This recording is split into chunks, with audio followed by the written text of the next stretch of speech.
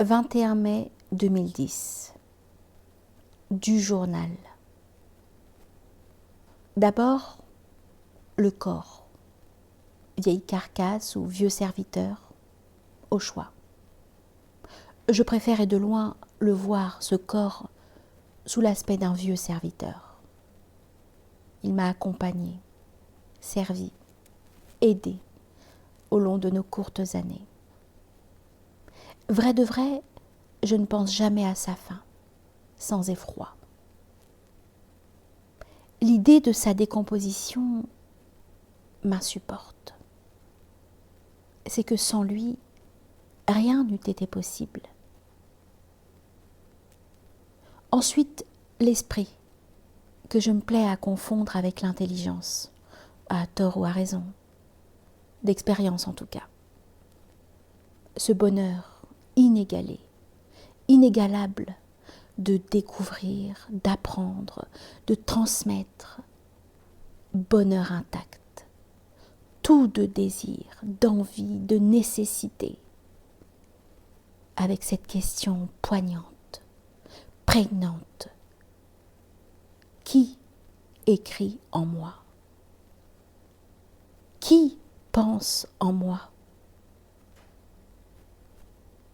Enfin, l'âme, ce souffle divin qui me rappelle à chaque instant, à chaque respiration, que je nais et meurs en permanence.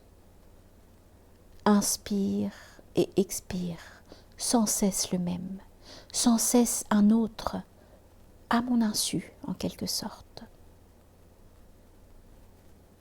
En apparence donc, une seule continuité visible, ce corps, bien qu'il vieillisse, se déglingue et me cause des soucis.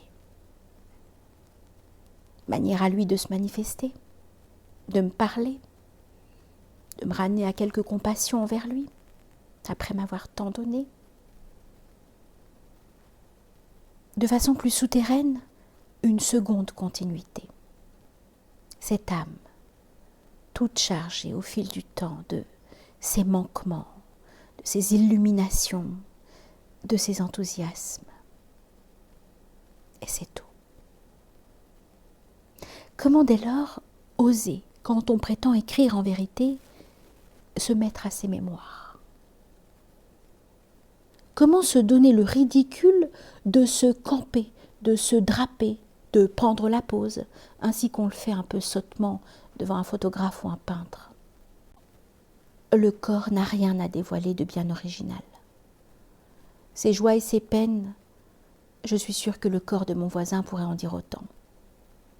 Sur ce point, nous sommes égaux, j'en conviens. Cela s'appelle l'humanité, ou, si l'on préfère, la qualité de ce qui est humain. De l'esprit, que faire? Pas à pas, le vieux serviteur l'a conduit au gré de ses humeurs, de ses foucades, de ses curiosités.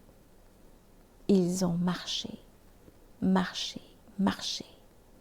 Parfois même, ils ont douté ensemble. Ils se sont appréciés plus qu'aimés. Pour parler court, ils ont fait avec. Où donc trouver cette durée sans laquelle la rédaction des mémoires devient impossible? Les mémorialistes, hommes d'action pour la plupart, s'adressent à l'histoire, celle qu'ils ont traversée, celle à laquelle ils ont contribué. C'est un piège. Leur vie se ramène à des dates, à des engagements, à des rencontres. Si tout cela réuni parvient à constituer, vaille que vaille, des existences cohérentes, je ne suis pas convaincue que cela nous offre des vies pertinentes.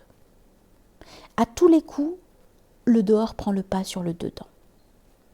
Les statues, ainsi édifiées avec des mots, sont creuses, comme si elles étaient de bronze. Pourquoi cette diatribe?